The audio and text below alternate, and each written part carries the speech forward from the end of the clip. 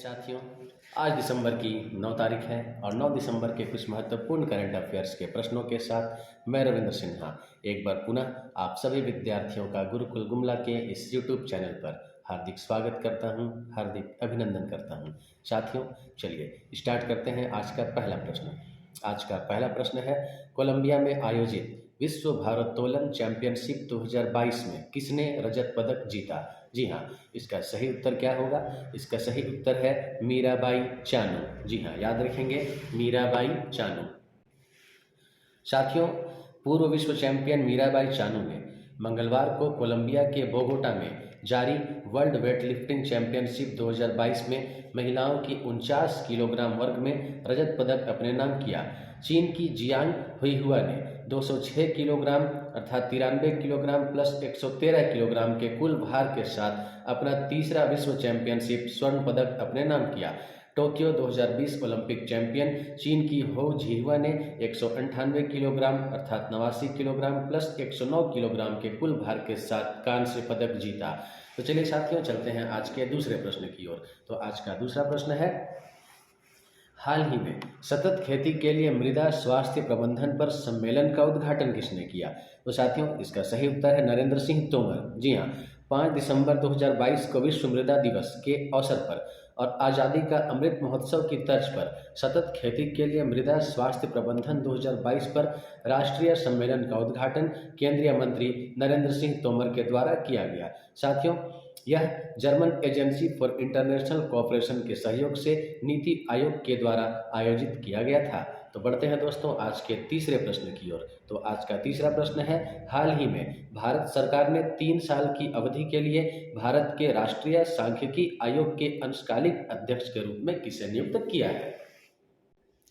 तो इस प्रश्न का सही उत्तर है राजीव लक्ष्मण करंदीकर। जी हाँ, याद रखेंगे, राजीव लक्ष्मण करंदीकर। दोस्तों, भारत में सांख्यिकी एजेंसियों के सामने आने वाली समस्याओं को कम करने के लिए सी रंगराजन आयोग की सिफारिश और अनुशंसा के तहत जून 2005 में एनएससी अर्थात नेशनल स्टैटिस्टिक्स कमीशन का गठन किया गया था।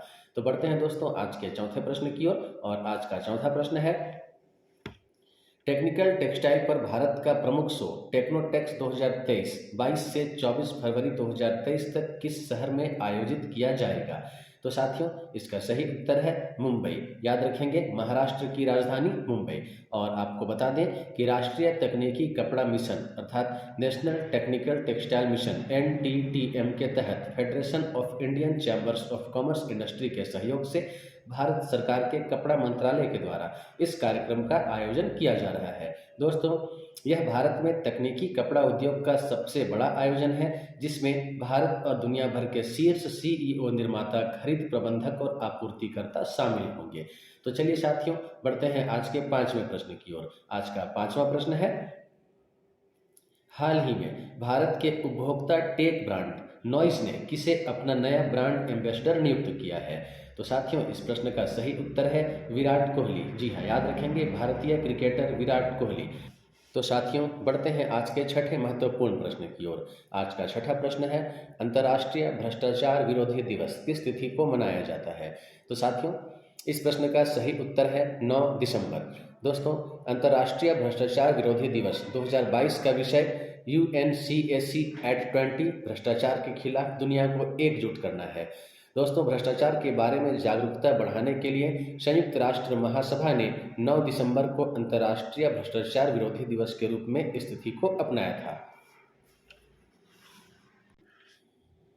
आज का अगला प्रश्न है, हाल ही में किसने तपस अनमैन्ड एरियल व्हीकल अर्थात UAV नामक अत्याधुनिक मानव रहित विमान का सफल परीक्षण किया?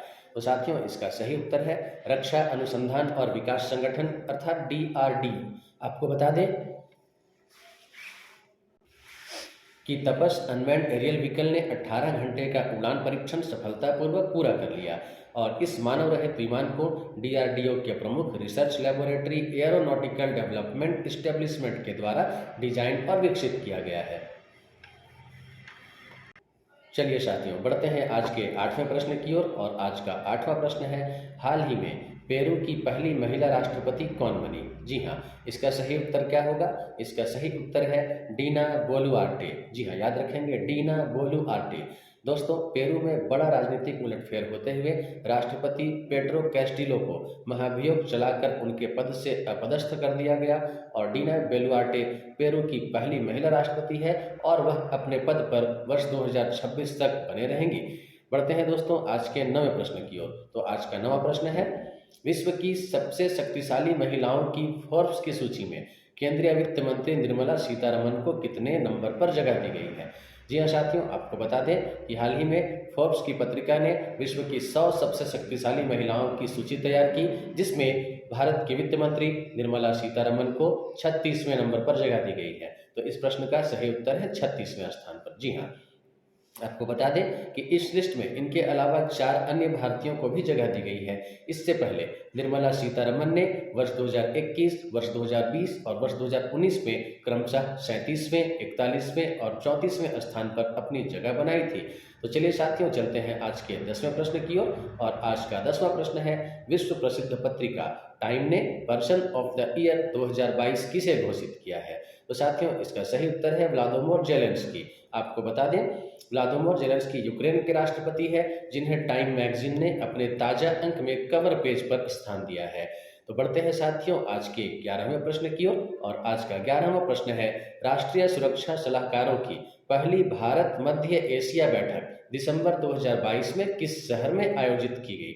जी हाँ, तो साथियों इसका सही उत्तर है नई दिल्ली। याद रखिएगा, नई दिल्ली। साथियों, ऐसा पहली बार हुआ है जब कजाकिस्तान, किर्गिस्तान, ताजिकिस्तान और उज्बेकिस्तान के राष्ट्रीय सुरक्षा सलाहकार किसी उच्च स्तरीय सुरक्षा बैठक के लिए दिल्ली में उपस्थित हुए।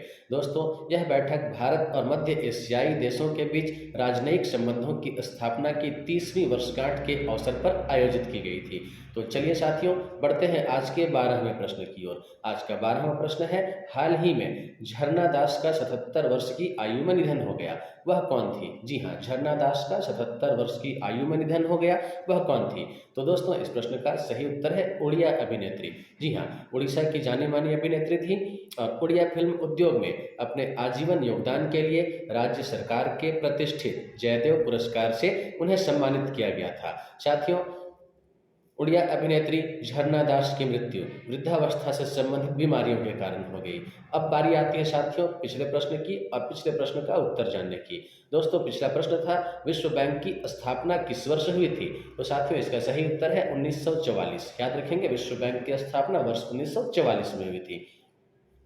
और सही उत्तर देने वालों के नाम है ज्योति, देवनाथ, अजीत, उमा, निशा प्रीति, अजय, प्रियांशु, रंथी, अर्चना, अजय, कमल, लिली ग्रेस, प्रहलाद, ईशिका, प्रतिमा, शिमोन, निशा, नितेश, बुधमणि, मधु, नीतू और शुक्रू। तो इतने लोगों ने इस प्रश्न का सही उत्तर दिया है। आप सभी को मेरी ओर से बहुत बहुत बधाई, बहुत बहुत शुभकामनाएं। अब बारी आती है आज के प्रश्न की और आज का प्रश्न है, प्रतिवर्ष विश्व मृदा दिवस किस तिथि को मनाया जाता है? जी हाँ, प्रतिवर्ष विश्व मृदा दिवस किस तिथि को मनाया जाता है और आप सभी को इस प्रश्न का सही उत्तर कमेंट बॉक्स में देना है। तो वीडियो को पूरा देखिए और वीडियो के अंत में मेरे द्वारा पूछे गए इस प्रश्न का जवाब जरूर छोड़ जाइए। तो चलिए साथियों, आप सभी को मेरी ओर से बहुत बहुत शुभकामनाएं। लेकिन मैं आपसे आग्रह करता हूं कि यदि आपने अभी तक मेरे इस चैनल को सब्सक्राइब नहीं किया है, मेरे इस चैनल को जल्द से जल्द सब्सक्राइब कर ले और बेल आइकन जरूर दबा लें, ताकि आगे आने वाले तमाम वीडियोस के नोटिफिकेशन आप तक समय पर पहुंच सके। साथियों, आपसे मैं यह भी आग्रह करता हूं कि आप मेरे द्वारा दिए गए सभी वीडियो के लिंक अपने दोस्तों के साथ शेयर करें, मेरे चैनल के बारे में ज़्यादा से ज़्यादा जानकारी लोगों को दें, ताकि उन्हें भी आने वाली परीक्षाओं के लिए कुछ मदद मिल सके। तो चलिए साथियों, आप सभी को मेरी ओर से बहुत सारी शुभकामनाओं के साथ जय हिंद, जय भारत साथियों।